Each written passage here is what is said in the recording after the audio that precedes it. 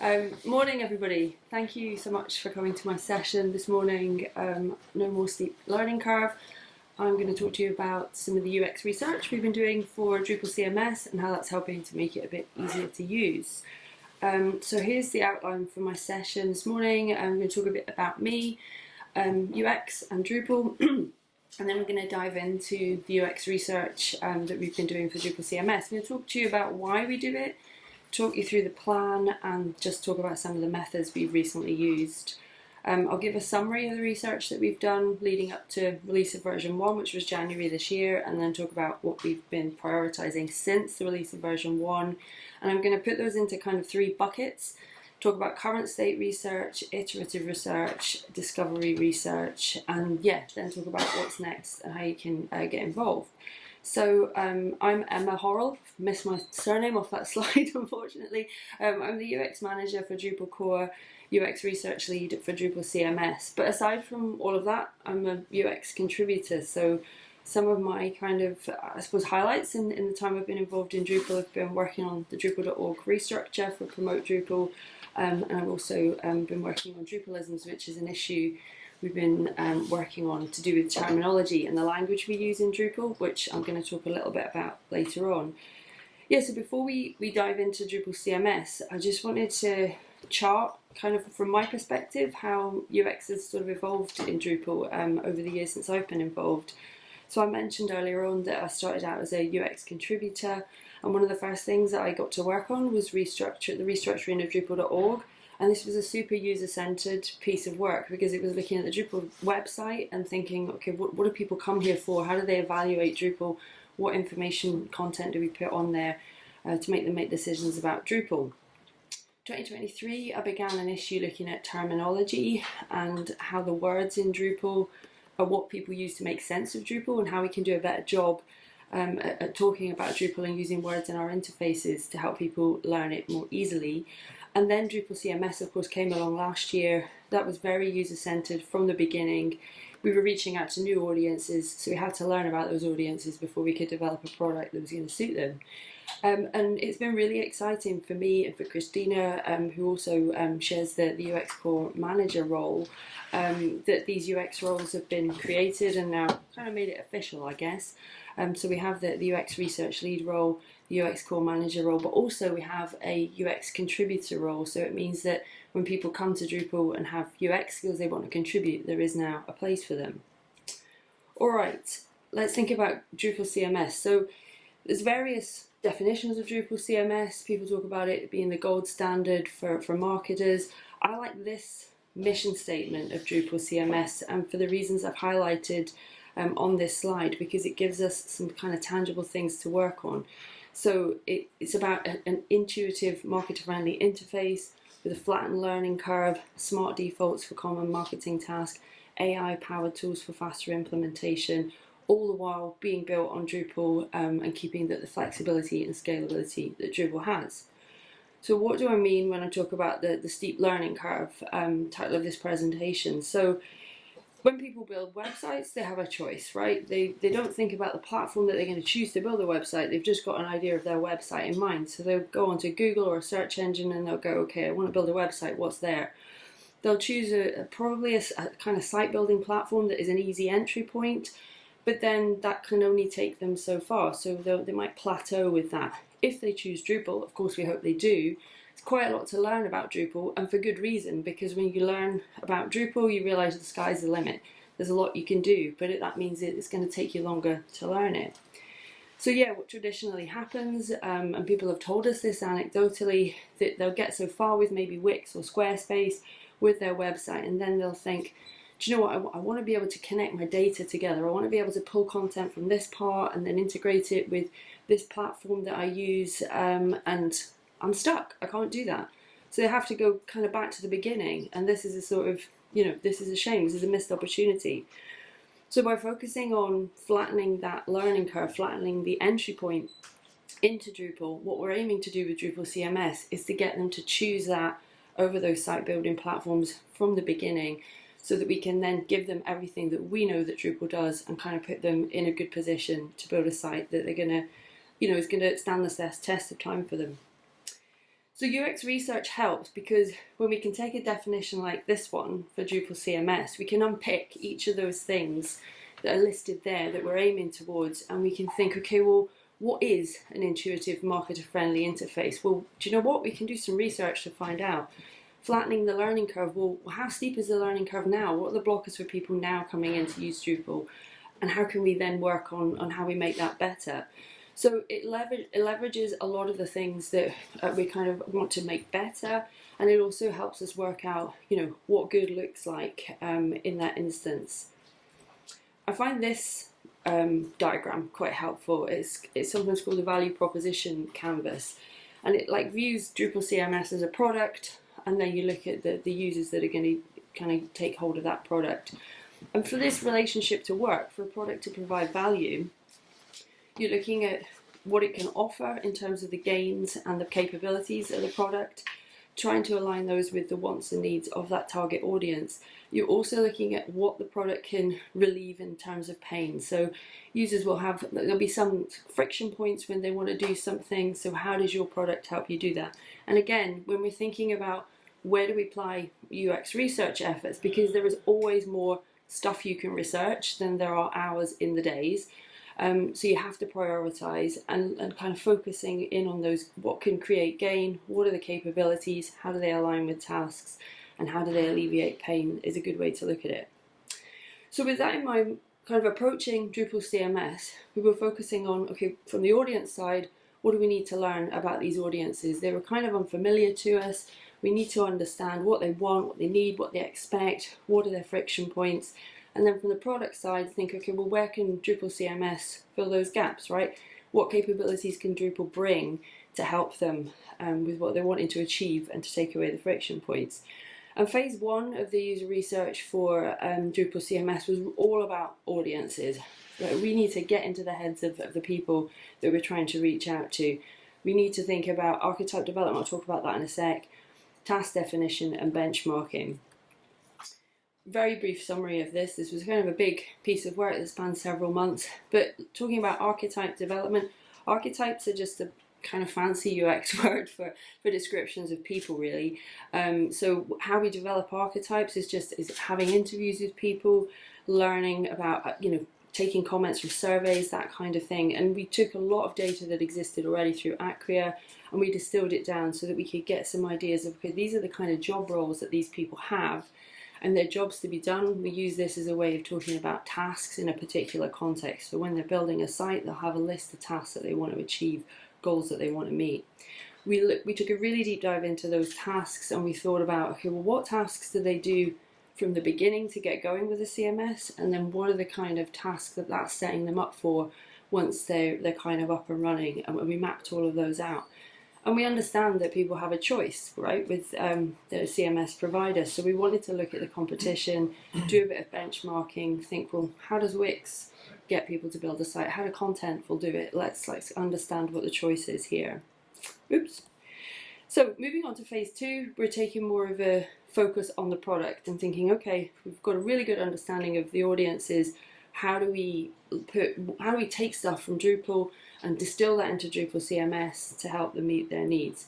And I'm going to talk about, there were lots of pieces of research here, because when you start to look at researching something like Drupal, there's a lot, right? So I'm going to break it down into a couple of pieces from current state research, iterative research, and discovery research. So starting out with current state research, this is the least sexy sounding of any kind of user research, but it basically involves just looking at how you're doing things now, looking within and thinking, okay, what clues can we get here to think about how we can do things better? So a couple of questions that came to mind, and mentioned this sort of earlier on, how can we make sure we know what Drupal can do, but we need to tell other people what Drupal can do? Well, how do we do that? With words, with language, with terminology. So we need to make sure that we're using the right terminology so that we're speaking the language of people we want to use this product. Also, that first impression piece, that choice point where people decide, am I going to go with Drupal, am I going to go with Wix, am I going to go with Contentful? So the first impression and thinking about, so that kind of distills us down to looking at, let's look at the installation and the setup and make sure that we're doing a really good job with that. On terminology, so we started, before Drupal CMS was even a thing, myself and a couple of others kind of toyed around with terminology, and we're a little bit frustrated with some terms meaning different things, some people using one term to mean lots of things. Like various irritations kind of got a group of us together, which is often the best way of things happening in Drupal, I find. Let's try and do something about this. What can we do? Well, language is very subjective, so we couldn't just go, you know, this term is very confusing, let's swap it out for another term. That was never going to work. It needed to be a kind of concentrated look at this. So we came up with a plan. We did a bit of reading around different approaches to kind of like breaking down complexities, and we came up with a plan. So the first part of the plan was to think, well, we need to get a size of what we're dealing with here. So let's take the admin UI, let's have a look at the terms that are in the admin UI, and then that's going to get us closer to understanding what words we use. We've then got something we can evaluate, because we can then think, well, how confusing are these terms to people? How easy is it to define them? From there, we can decide which ones we would include in, say, a control vocabulary, so kind of single source of truth of words, and then also think about words we wouldn't include in that. Translations would come after we had that, and then establishing a process to maintain the vocabulary. So where we got to with that, turns out there's a lot of words in the admin UI. We got to about 700, and we thought, you have enough here to maybe start moving towards looking at evaluation and thinking about how confusing people find them. And the way we approached that was by doing a community quiz, which I'll talk about in a sec. Because we wanted to work out, well, what do people understand, what do people not understand? We're not going to get a definitive list of things here, but we'll get an understanding of the areas that maybe we don't need to worry about, and other areas that maybe, could do with a bit of refinement. We haven't started including the words for the control vocabulary and the words we don't say yet, because that's kind of dependent on the earlier stages. But we have started thinking about taking careful choices and monitoring terms that are coming into Drupal CMS. So that piece of work has started us thinking about that. So here's some insights from the community quiz. The quiz included, some of you may have completed it, it went out last year. There were 20 questions, and each question had a true, false, or a don't know answer. So people struggled with this on some of the questions because they needed a bit of extra context, but that was a learning point about the type of research. We had 418 responses.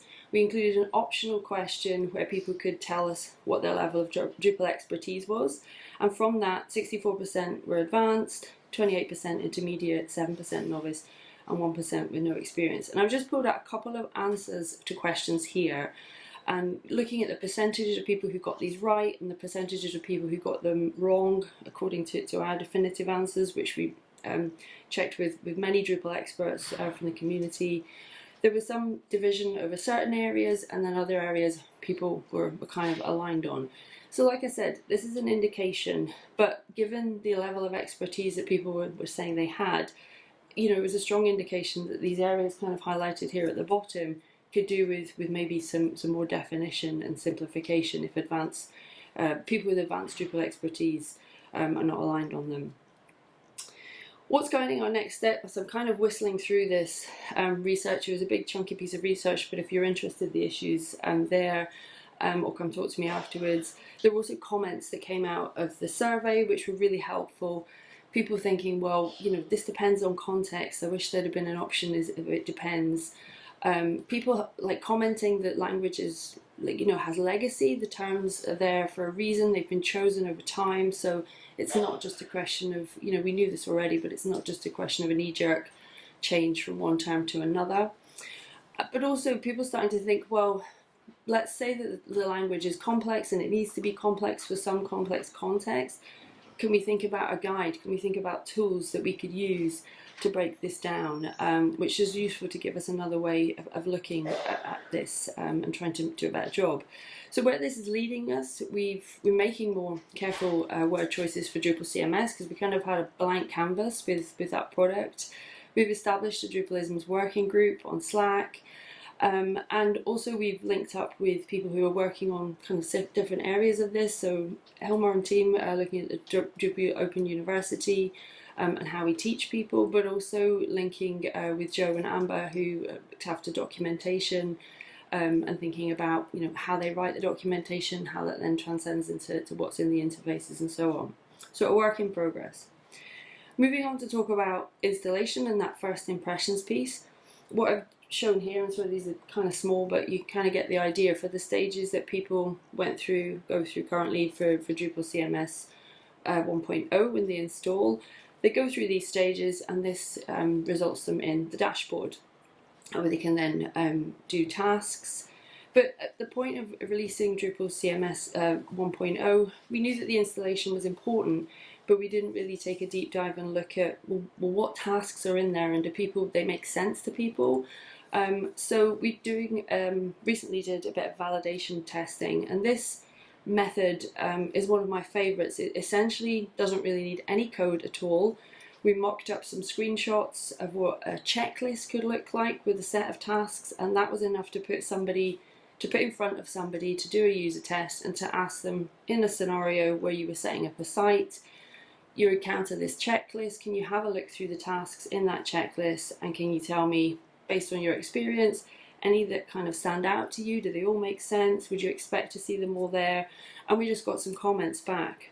And from that, there were 11 tasks on that screenshot checklist that we put in front of them, and we found that people were identifying, okay, these ones in the green here, these are ones that I would do early in the process, and I would do them and I would move on with my life. So they're like one and done.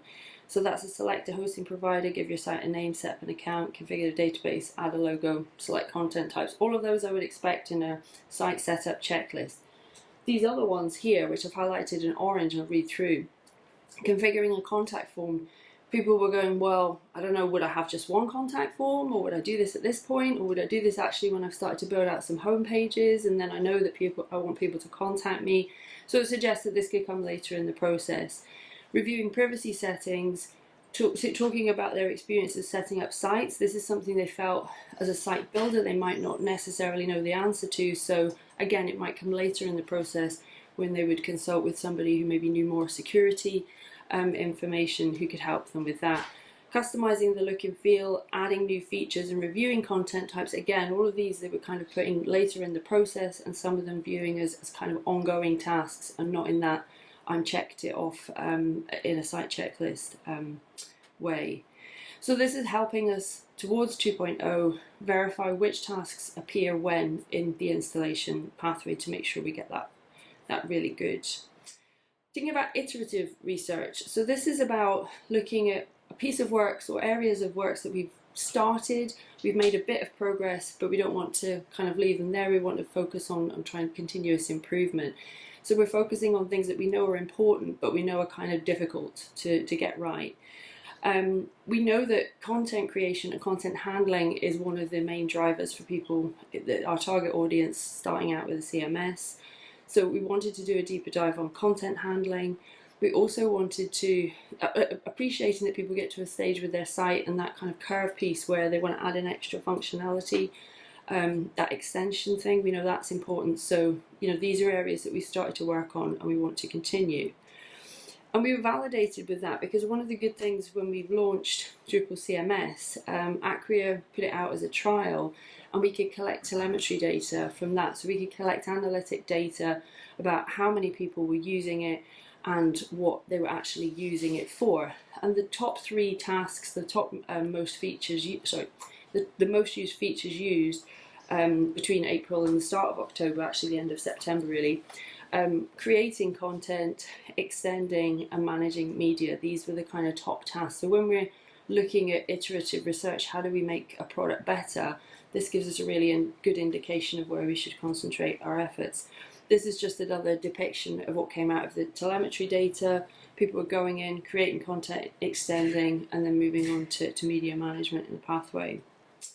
So for version 1.0, what we really focused on was, we know people are coming in here to create content. We need to make it easy for them to create content.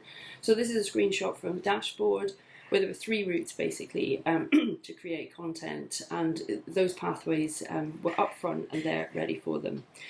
Thinking about what people do after they've created content, and again thinking about that kind of, how do I make my site not necessarily more complicated, but how do I make it work harder for me? How do I make smart content, adaptive content, all of those kind of pathways? That's a kind of connecting content piece, and so you're building relationships between pieces of content so that they appear together. And apologies, you won't be able to read this because it's a zoomed out user journey map, but I went through and mapped out a couple of ways people can currently do this within Drupal. So we send them to content and they set up content types, and then they find them in structure. And there's a lot of stages that all are there for good reason. But when you zoom that out and put it in front of a person who's maybe not as CMS aware or Drupal aware as many of us are, it's quite a difficult thing for them to get their heads around. And the other thing with user flows is the more stages there are, the more chance there is, somebody could make a mistake on one of these stages and they don't complete it, and then, they don't get the end result. So this gives us a way to kind of think, well, how can we make it easy for people to connect content, appreciating that that's the kind of thing they're going to want to do once they've set it up. So again, back to my very famous validation concept test with some screenshots, just mocking things up, putting it in front of people. And so we mocked up this screenshot. So we had a content menu. And what you can see in the content menu is under the content types, we've tried to capture some of the things that you would traditionally have to go to structure to achieve. So we've got templates that are set up there and teasers. So it's guiding the person to set something up and then connect that content together, kind of second guessing what else they want to do with it. And again, the test was very simple. Could you have a look at this menu, showed them this screenshot, talk me through what you can do here, and then talk me through what you think would happen if you expand content types, and again, getting their responses. And this person phrased it brilliantly because they said exactly what we tried to do, which, well, this looks like a mix between what you can see in content admin and the structure menu. This person was familiar with Drupal, but somebody who was less familiar with Drupal said, well, I think I'd make a profile teaser, and then if I was publishing a news article and I wanted to pull some information through about the author from there, I could do that. So they got it, basically. They got kind of what we were trying to do, and it seemed to match a mental model. And obviously with Canvas then kind of coming in separately, Canvas is going to do an amazing job at just leveraging what's possible because everything's so much more visible. You're there, you can select a part of the interface and you get your content editing menu straight there on the right hand side. So it makes it so much more easy to work out how you can connect content together. And then if that's backed up with the infrastructure beneath, with the node editing form I showed earlier, we're making steps to kind of really leverage the power of Drupal, but just making it a lot easier for people to get at it. Talking about the extension pathway, so for version 1.0 I did a bit of research, again just asking people. Recipes was a thing coming in, and people were, wanted to find out what do people who don't know Drupal make of recipes, how do they make sense of that versus modules. So I did a very small piece of research, just asking people, like, talk me through this page, what do you think you can do here? And some of the feedback that came back was, I'm not sure about extend actually, because there's a lot of things on this page. I think recipes would give me a set of instructions, modules look technical. Basically it gave us an indication that there was a lot on the extend section, and people were trying to kind of make sense of it, but it wasn't that easy for them to do that. So we started thinking, well, how can we make this less complex? Okay, we don't want to just switch words around, that's going to give us another thing that might not be intuitive to people. But let's think about the tasks that happen on the extend section. So people can go to the extend section and they can look at what needs updating, kind of do a site check, they can see what's installed, they can see all the stuff they have, but they can also see new stuff that they can install. So what if we separated all the stuff they have and that they're kind of looking after and needing to update to, separate that from extensions, new stuff that they can add in. We also wanted to understand marketplace is a term that's been suggested for extension, for adding extra content in, extra functionality in. Extend, people are not entirely sure if that's the right word. My add-ons was another term. So we thought, well, we'll do another concept test, and this time it was very basic, kind of boxes and arrows, wireframes, where we just showed people a menu with the words marketplace, extend, and my add-ons, and that took them off to different pages. I'll show you a bit more about the design in a second, but basically marketplace and extend, it was the same page, that was where all the extra new stuff was, but it was just a different title for that page. My add-ons was where they would go to manage their updates. So we asked them the question first of all, okay, you want to check what's in your site for updates. Here is this menu, and that's all we showed them, that menu. We didn't show them the other pages. Depending on what they picked, we then took them to the page that corresponded to that label. And again, talk me through what's here. What do you think you could do here? Is this what you would have expected to see when you made that choice? So when we asked people the question about updates, where they would go, most of them picked the My Add-ons page. And you can see, hopefully, how it's divided out. You've got your core updates at the top that tells you, this is the version you're on, this is how often, this is how long ago you updated it, this is what you need to do. This is the stuff that needs updating. And then the stuff at the bottom is stuff where you have installed, there are updates available, but you can make a choice whether you want to update it now or whether you want to update it later or whether you don't want to update it. And the responses to this were pretty good. People liked how it was divided out. They liked, they commented that currently there's a long scroll to find everything that you have and to then look at indicators to work out what you're going to update. And people, yet again, making sense of, so this is the stuff that I have to update, and this is the stuff that I have, but I can choose whether I update it, and there's a category box, so if I want to just get the security stuff, for example, I can focus on and do that in that bottom part of the page. Asking people the extension question, so that was, we didn't use the word extension in the test because that guides people to make a choice, but so we said, okay, imagine if you want to add new functionality into your site, again, which of these would you pick? And most of them had already seen the add-ons page at this point, so they'd got a sense that that's not the place where I go to get extending extra functionality. So they were choosing between Marketplace and Extend, and most of them chose Extend because basically Marketplace, they felt there was a cost involved. That was the feedback that came back. People were thinking, okay, I'm not going to want to pay for stuff here, so Extend is where I'm going to go. This page was divided out. They're again kind of taking on board that the previous pages, the current pages are kind of overwhelming.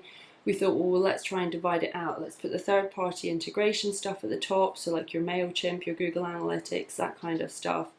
Then you're down to My Add-ons, which was a collective term that we were trying out to include both recipes and modules. Templates were actually site templates, and we were experimenting with, is this a good place to include this, knowing that these are coming into Drupal CMS. And at the bottom, feedback about, well, sometimes extension is difficult, extending things is difficult to know about. Do people need instructions and that kind of thing? We put some help text and videos mocked up at the bottom there. And so the feedback where people got what the integrations were about, they were connecting to external services, and this is just a black and white, but they were reading the terms like MailChimp and Google Analytics, as I said. Ideally they would have the logos, which would make it more recognizable as well. People were going, where's modules? I'm Drupal, where's the modules? So suggest, deciding whether we call them add-ons, modules. People are still expecting to see modules, so it's still something to decide upon.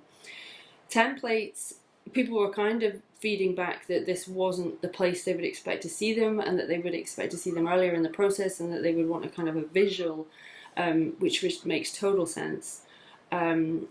Again, a kind of note to us about word choices, people picking up with extend a project, what's a project? So I don't know about projects, so an indicator for us to think very carefully about the words that we use, and people kind of commenting on the positioning of this help videos and documentation that we were including. They liked the fact that it was there, but questioning, is it the right place for, if you're selecting things that are already built, would you encourage people to create stuff here as well? I'm going to talk through, okay for time, some discovery search, which is about thinking beyond, kind of thinking of the future and what Drupal CMS is going to do, to achieve its mission statement. And two areas where we've been focusing research have been on site templates. We heard a lot about site templates this DrupalCon, I've seen the Dries note and other presentations. So thinking about how can we get towards that goal of site templates in a marketplace, and people being able to use Drupal CMS, have a kind of functioning site that will springboard them into being able to use it for their use case. Also AI, something else I think we've heard a lot about at DrupalCon this year, but how can we, for CMS, how can we shape AI features to support the goals and direction of Drupal CMS. So like choosing how we're going to apply it and enable it. I kind of mock this up as a sort of milestone map. Again, I find it helpful working in research to think about what we're aiming towards. So we're aiming towards that site template starter kit that's available with a design system. If you went to Adam's presentation earlier in the week, he talked about that. Example site templates are something that we want to achieve, and we want to get to a point where designers can create site templates, and ultimately marketing teams are getting from that, launching fully branded professional websites in hours, not weeks, and all the while just making tasks easier and easier and opening up Drupal's capabilities. And AI is there as an enabler or assistive tool to help us on that journey. So one of the critical things we needed to think about, thinking about the role of site templates and how they're going to be used, is to work out, well, firstly, who's going to build them, and secondly, who's going to use them. And these are people that we need to understand before we can work out the place for site templates and how they fit into Drupal CMS. And thinking about the site template builders, this was Dries' mock-up from Atlanta. Dries note, like visualizing the marketplace, but also from the point of that installation pathway, this will, site templates will be available at the beginning. So if you're using a site template, so if you're a kind of a customer of Drupal CMS and you come in and you install it, you'll have the option to choose a site template and get going. So it's important to understand, well what kind of thing is somebody looking for when they either take a site template from a marketplace or through Drupal CMS. So there were a lot of surveys that went out for marketplace in between Atlanta and this DrupalCon, and those surveys were perfect because we put them out to the community, and we also asked people, would you mind being contacted to be interviewed about site templates? So I got to hear from people and ask them questions about building site templates and also using them.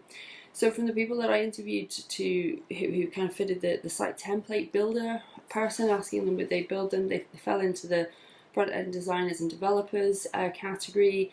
Some were freelancers, some were from agency staff. They tended to have web dev and design experience and experience of creating site templates and customizing them for their clients or in-house in some cases. They were very familiar with Drupal ways of working, with theming, with configuration, recipes and such. And if they were going to build site templates, they would be looking at the use cases of their clients. So that would be the motivator to build a site template. They want to ultimately make money from it, but also showcase it as a good example. Perhaps they put it in for awards or contributor credits if they were going to contribute it to the community. They want to generate leads, attract new clients, and basically secure repeat business, but also make the templates available for the community to use and expand them to use cases. And one thing which is interesting is that they said they wanted to know how that would happen, so they could track, here is my site template, here's how it's kind of evolved and being used for other things. From the user's perspective, again, they tended to be front-end developers, content professionals, some Drupal, but also some non-Drupal users. So people who would use site templates would typically be people who wouldn't build them themselves, right? So they would think, well, I don't want to go through the legwork of doing that. I want it to be available for me. I've got some web dev and development skills, but I'm unfamiliar with Drupal. So using a site template that's made already would help me kind of understand that. So the starter kit was a really attractive proposition to them to avoid having to start from scratch and go through documentation and learn stuff. They'd want to be able to shape it to their client needs. So again, using it as that kind of starter kit. They'd want to be able to kind of add extra features in, but also know how it had been set up so that they could do that in a way that would break it basically, and that would enable it to be used what they wanted it to be used for, and to read reviews of the site template that they would use to work out who built it, so that if they ran into difficulty, they wanted to ask questions, that was available to them. So all of that information is being distilled currently. We're working, Christina's working on wireframes for the marketplace, and the site templates are being worked on as part of that. So it was all kind of helping us towards that journey. Thinking about AI and thinking about AI's role in how can it assist with creating and customizing sites. one of the pieces of research, which might feel a bit left field, I guess, but one of the things that helped us work out how does AI move from a concept to full code in Drupal is thinking about how can AI help with migration. So thinking about that moving from one setup to another setup, because AI is artificial intelligence. It's only going to be able to do a job if you give it the information, the tools and the guardrails to do that. So kind of unpicking that, when we did, myself and Aidan Foster, a UX professional from Toronto, did some exploration working about, well, how does AI move, we hear that AI can turn a no-code concept like a PDF or a Figma into full code Drupal, but how does that actually work from the person who's getting that to make it happen? What do you have to put in to whatever AI you're using? So we looked at some of the products that are out there just now.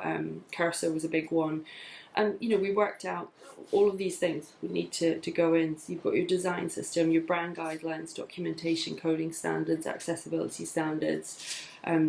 This context piece, and it is super important to understand how you get AI to actually work, how you could involve AI to make a site template, and in fact anything. And I spent a bit of time thinking about how you just generally get AI to apply context. So I guess it's a deep dive into prompt engineering, but it's more than that, because you're actually giving it standards and such. And another piece of research that was happening in the Drupal community where I saw a kind of connection was the AI survey, and I don't know if people were aware of that, but that went out. They published the results in August 2020, in this year, August. I think it went out in June. But essentially it was a survey asking people how they're using AI in Drupal, but also how would they like to see AI used in Drupal. So where should we apply it? If we're going to, we have to make choices about where AI is going to be useful and usable. So some of the top voted AI ideas for agents or assistants that came out was the search optimizer, the audit trail agent, accessibility advocate, content librarian, and approval architect. And I took this information and started to think, well, if we're looking at applying AI to site templates, if we can learn more about the context piece and how we add context into AI, that's just going to help us generally understand how people trust it, how people would even select it to trust it to make a site template, because any kind of AI involves a choice, and that's important. So I did a couple of experiments looking at search optimizer and looking at content librarian to help me understand how do I get AI to do what I want it to do. So this is a mock-up. I work at the University of Edinburgh, and we mocked up we took scrape from this site. It's one of our sites, School of History, Classics and Archaeology, and looked at how we could apply an AI search bot to find information that's in this site. People are always struggling to find information in our university website, so we thought, well, okay, how can AI help? So this is just version 1 of it, and this is just a Milvus database with a very simple AI search agent, and I'm asking it a question here: when is the classics library open? I'm imagining myself as a student of classics. I want to know when the library is open. And the AI returns, I'm sorry, I can't help you.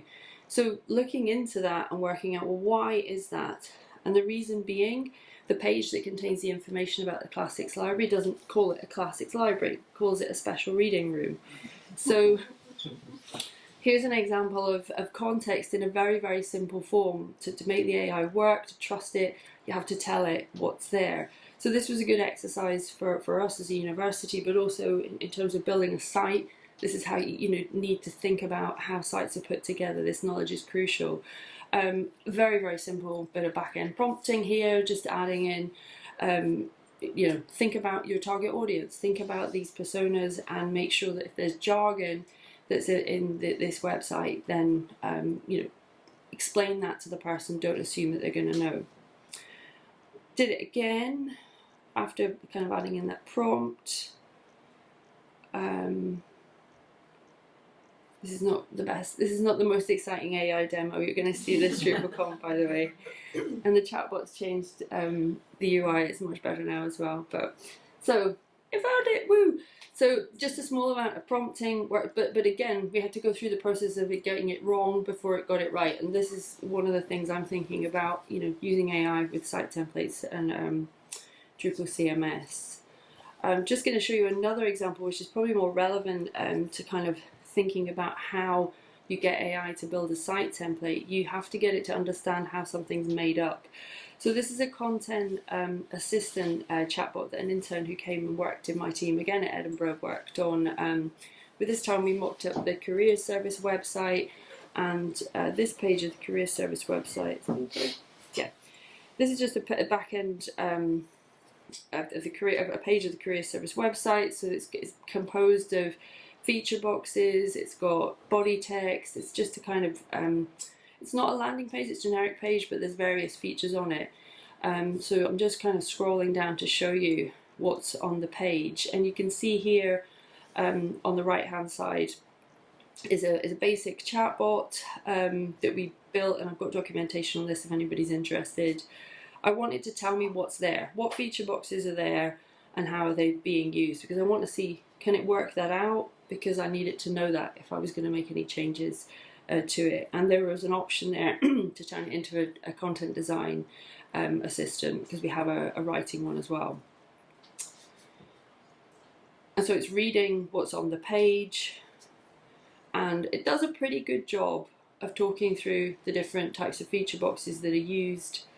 And this is helpful because it helps us think, well, if you can work out what's on a page, I can then tell you these are the design rules to apply when I'm building my site template or when I'm adapting my site template. So there's a lot more to do on the AI side, but this is kind of one area we've started looking at. Sorry. Also critical for AI onboarding, before you even get into building chatbots and the like, or any kind of AI feature, you need to onboard onto AI. And this is the current set of screenshots that somebody would go through to install basic AI. And again, going back to that, am I going to bother doing this first sort of impression piece? This needs to be a lot simpler. So I'm really excited, and this is sort of very nascent. We had meetings with Christina and I had meetings with 1x Internet a week or so ago to look at this and think, well, how can we make this a lot simpler? Because if we want people to try out AI, trust it, all the rest of it, then it needs to be simple, and we're better for that to happen than in Drupal CMS, where we're kind of, the ethos is making it easier for people to use. So that's a whistle stop through what's been happening with Drupal CMS, with research, and what is to happen. I would really love people's feedback on Drupal CMS if you've used it, but also if you've not used it. I'm really keen to know what stopped you using it, and there's no right or wrong here, no judgment. If you could take a few minutes, it's a very simple survey, and please forward it on to anybody that would like to fill it in too. I will be kind of publicising it a bit more after this talk as well. It's just 5 questions, and I think that's my last slide. Yeah, so more UX research is to come. I've kind of scooshed through a lot of the work that we've been doing.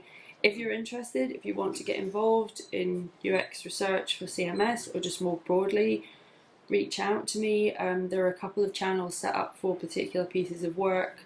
I talked about Drupalisms. We have a general UX working group, and we have an AI UX channel as well. And there are some specific issues. They're not all up to date, but I will get them up to date tomorrow. It's my job at Contribution Day. If you're around at Contribution Day tomorrow, please come find me. And yeah, I'll go back to that page there in case anybody wants to get the QR code. I think we've got 2 minutes or something for questions, but everybody's probably desperate for a coffee, but please ask me some questions.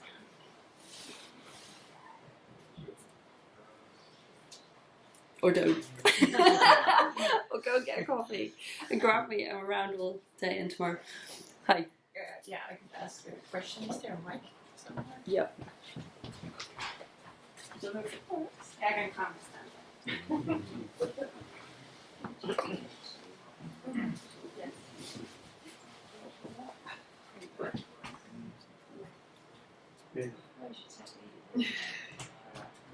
Now? Yes. Thank you for the presentation. Very interesting. All of the things that I am looking for in Drupal. unfortunately not using Drupal CMS. And with my current job, I doubt that we will be. Yep. Do you have like any knowledge of like, or how do you have like an open conversation of like how maybe all of this work could be, go into Drupal, Drupal as well. core. I am interested especially in the like content editing side, Yes. because that's where I think our pain point Yes. mostly is. Yes. Short answer is yes. So Drupal CMS gives us a quicker way of getting some of these things out there and in the world. So then that gives us, so quite rightly so, the sort of procedures for getting things into Drupal core are a lot more rigorous. But in the role of UX core manager, so I've kind of got a dual hat on. I can take the research from CMS and cascade that back to the core team for consideration. It's not a quick process because, and quite rightly so, because that's why part of the strength of Drupal is everything's done in a very robust and rigorous way. But yes, those channels are open, and the more we can kind of leverage and understand that this is making an improvement, then people will consider it. I would say, things like the survey and stuff, if you can feed that comments back, because these are exactly the kind of indicators I want to take, because I never want to be in a position where we're not making decisions based on research and evidence. So if the community and people who use Drupal are feeding this back, it makes it easier for me to make the case, and also to do kind of follow-up research to validate ideas, so that over time all the good stuff that's coming into Drupal CMS can be available for people in core as well, because why not, right? If it's making things easier, especially with something like content editing, and thinking how important that is and how good Drupal is at it. So yeah, good question, thank you. All right, thanks. Thank you. All right. Well, thank you very much for coming. You know where I am if you want to ask me anything.